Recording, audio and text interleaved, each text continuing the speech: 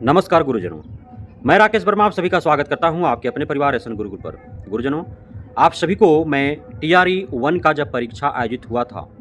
परीक्षा समाप्त होने के उपरांत से ही आप सभी को मैंने अवगत कराते आ रहा है कि टीआरई 1 जो है वह कितना निष्पक्ष तरीके से और कितने पारदर्शी तरीके से आयोजित की गई है। हर संभव बीपीएससी आयोग के द्वारा यह प्रयास किया गया है कि उसके द्वारा जो नाकामियाँ हुई हैं, जो अनियमितताएं और गड़बड़ियां बरती गई है, उसे किसी न किसी प्रकार छुपाया जाए। लेकिन शिक्षक अभ्यर्थी यह जान चुके थे कि बीपीएससी टीआरई 1 में बहुत व्यापक स्तर पर गड़बड़ियां हुई हैं, अनियमितताएं हुई हैं, जिसे लेकर के बारंबार वे धरने, प्रदर्शन, आंदोलन कर रहे थे। लेकिन उस समय के तत्कालिक सरकार के पुलिस प्रशासन के द्वारा एवं बीपीएससी आयोग के तत्कालीन चेयरमैन अतुल प्रसाद जी के द्वारा बारंबार कार्रवाई करने के उपरांत धरने, प्रदर्शन, आंदोलन जो है वो दबाए जा रहे थे। पुलिस लाठियां चला रही थी, तो दूसरी तरफ बीपीएससी आयोग के तत्कालीन चेयरमैन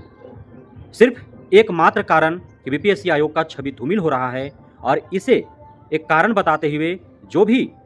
शिक्षक अभ्यर्थी बीपीएससी आयोग के द्वारा हुए अनियमितताओं और गड़बड़ियों के विरुद्ध धरने, प्रदर्शन, आंदोलन कर रहे थे या फिर सोशल मीडिया या न्यूज़ चैनलों पर आकर के अपना प्रतिक्रिया व्यक्त कर रहे थे, उन्हें प्रतिबंधित कर दिया जा रहा था। किसी को 1 साल, किसी को 3 साल, तो किसी को 5 साल के लिए। हालांकि वह प्रतिबंधन बीपीएससी टीआरई 2 के पूर्व ही हटा दिए गए थे, लेकिन उस समय कार्रवाई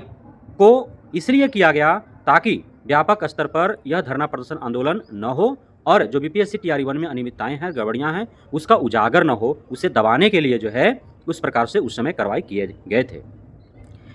सबसे अधिक जो गड़बड़ियां की आशंका थी वह थी कंप्यूटर टीचर की बहाली को लेकर के। कंप्यूटर टीचर की बहाली को लेकर के बहुत ज़्यादा हंगामा हुए थे और शिक्षक अभ्यर्थियों का ऐसा मानना था कि योग्य शिक्षक जो है वो बाहर रह गए और अयोग्य शिक्षकों की परिणाम घोषित कर दी गई, जिससे संदेह उत्पन्न हो रहा था कि कहीं न कहीं अंदर ही अंदर रिजल्ट घोषित करने में जो काफ़ी समय लगाया गया, उस बीच में कहीं न कहीं धांधली सेटिंग हुए हैं। हालांकि बार बार डिफेंड करते रहे हैं बीपीएससी आयोग के चेयरमैन, कभी ट्वीट के माध्यम से तो कभी प्रेस कॉन्फ्रेंस के माध्यम से। लेकिन अब जब चारों तरफ से दरवाजे बंद दिख रहे थे, तब शिक्षक अभ्यर्थियों ने माननीय हाईकोर्ट का दरवाजा खटखटाया। हाईकोर्ट ने बेहद ही संजीदगी से, तत्परता दिखाते हुए अति शीघ्रतापूर्ण इस पर संज्ञान लिया और उसके बाद माननीय हाईकोर्ट ने जवाब तलब किया शिक्षा विभाग और बिहार सरकार को। शिक्षा विभाग के उच्च माध्यमिक निदेशक को मात्र 4 हफ्ते का समय दिया गया। 5 अप्रैल 2024 को माननीय कोर्ट ने अपना निर्णय दिया, निर्देश दिया और 4 हफ्ते के अंदर जितने भी टीआरई 1 के जरिए कंप्यूटर टीचरों की बहाली हुई है, उन सभी का जिस डिग्री के आधार पर उनकी भर्ती हुई है, उस डिग्री को माननीय हाईकोर्ट ने मांगा है। उस समय के बाद जब यह निर्देश माननीय हाईकोर्ट से प्राप्त हुआ है माध्यमिक निदेशक को, उसके बाद माध्यमिक निदेशक के स्तर से लगातार सभी जिला के डीओ को पत्र जारी किए जा रहे हैं और सभी जिला के डीओ जो हैं वो अपने अधीनस्थ बीओ या फिर विद्यालय के प्रधानाध्यापकों को पत्र जारी कर रहे हैं और बारंबार व्यवस्था के साथ गुहार लगाया जा रहा है। ऐसा नहीं है कि पूरे सख्ती और तल्खी के साथ, बल्कि व्यवस्था दिखाई जा रही है, क्योंकि यदि गलती पाया जाता है तो शिक्षा विभाग और बीपीएससी आयोग दोनों इस मामले में फंसेंगे। सबसे अधिक चूंकि शिक्षा विभाग ने ही काउंसलिंग करवाया, डॉक्यूमेंट सत्यापन करवाया है, इसलिए शिक्षा विभाग को अत्यधिक खतरा महसूस हो रहा है। बीपीएससी आयोग तो जो आवेदन हुए थे, आवेदन के दरमियान जो भी शिक्षक अभ्यर्थी तो उन्होंने जो डॉक्यूमेंट्स दिया, उस आधार पर एडमिट कार्ड जारी हुआ और परीक्षा हुए, परीक्षा के बाद परिणाम घोषित कर दिए गए। लेकिन काउंसलिंग के दरमियान जो सत्यापन हुआ डॉक्यूमेंट्स का, वो सत्यापन शिक्षा विभाग करा रहा था। यदि योग्यता नहीं थी इन शिक्षकों के पास, बावजूद इसके यदि शिक्षा विभाग ने काउंसलिंग किया, सत्यापन कर उन्हें नौकरी पर बहाल कर दिया, तो सरासर शिक्षा विभाग की गलती है, शिक्षा विभाग दोषी है। इसलिए जितने भी +2 स्कूल्स हैं, चूँकि कंप्यूटर टीचर की बहाली जो है वो +2 जो है उच्च माध्यमिक विद्यालयों में ही हुआ है, तो इसलिए माध्यमिक निदेशक के स्तर से बारंबार पत्र जारी किए जा रहे हैं। पूरे व्यवस्था दिखाई जा रही है कि जल्दी से सारे कागजात जो है वो जमा कराएं जो भी कंप्यूटर टीचर हैं। सभी प्रधानाध्यापकों को पत्र दिया गया है कि जिस भी विद्यालय में जितने शिक्षक हैं, कंप्यूटर टीचर हैं, उन सभी से उनका बीटेक या फिर बीई या फिर एमसीए या फिर डिप्लोमा डिग्री जो कंप्यूटर का उन्होंने सर्टिफिकेट लगाया है, जिसके आधार पर उनकी नियुक्ति हुई है, तो वो कंप्यूटर डिग्री जो है, वो सर्टिफिकेट जो है वे अपने प्रधानाध्यापक को दें। प्रधानाध्यापक जो है वो जाकर के डीओ के पास जमा करेंगे, या जो शिक्षक हैं वे फिजिकली उपस्थित होकर के, सशरीर उपस्थित होकर के डीओ ऑफिस में, डीपीओ ऑफिस में, और वहाँ अपना डॉक्यूमेंट्स जो है जिससे यह साबित होगा कि हाँ उन्होंने कंप्यूटर का डिग्री या डिप्लोमा प्राप्त किया है, चाहे वह किसी भी डिप्लोमा हो, कोई भी डिप्लोमा हो, या फिर बीटेक हो, बीई हो, या फिर एमसीए वगैरह हो, तो जा करके जमा करेंगे। फिर डीओ साहब जो हैं वो भेजेंगे माध्यमिक निदेशक शिक्षा विभाग को, और माध्यमिक